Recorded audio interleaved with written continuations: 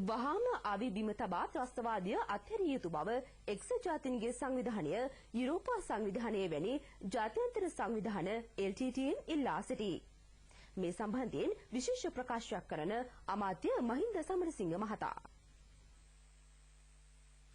තේරුම් අරන් තියෙනවා සටන් විරාමයක් ඇති කරන්න පුළුවන් වෙන්නේ LTT සංවිධානයේ අවිබිම තිබ්බොත් පමණයි කියලා. ඒ ප්‍රකාශයෙන් කියලා තියෙනවා LTT සංවිධානය ත්‍රස්තවාදය අතරින්න ඕනේ.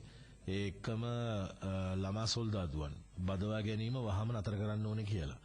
අද මුළු ලෝකෙම පිළි අරන් තියෙනවා LTT සංවිධානය අපි මේ කතා කරන අවස්ථාවේදීත් බලහත්කාරයෙන් ගිහිලා ළමා සොල්දාදුවන් බඳවා ගැනීමේ වැඩපිළිවෙල ක්‍රියාත්මක කරනවා කියලා. මේක විශාල මානව හිමිකම් උල්ලංඝනයක්.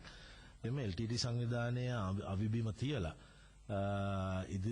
ඉදිරිපත් වුණොත් ඒ විදිහට මේ ප්‍රශ්නය විසඳන්න මම හිතන්නේ ඒ වෙලාවෙදීම එක වෙඩි උණ්ඩයක්වත් ඊට පස්සේ අපිට එල්ල කරන්න කිසිසේත්ම උවමනාවක් ඇති වෙන්නේ නැහැ. මොකද මේ මානුෂික මෙහෙයුම රජයෙන් ක්‍රියාත්මක කරන්නේ LTT සංවිධානයට එරෙහිව මිසක් දරුණු ත්‍රස්තවාදයකට එරෙහිව මිසක් සාමාන්‍ය ජනතාවට එරෙහිව නෙවෙයි කියන එක මම මේ අවස්ථාවේදී පැහැදිලි කරලා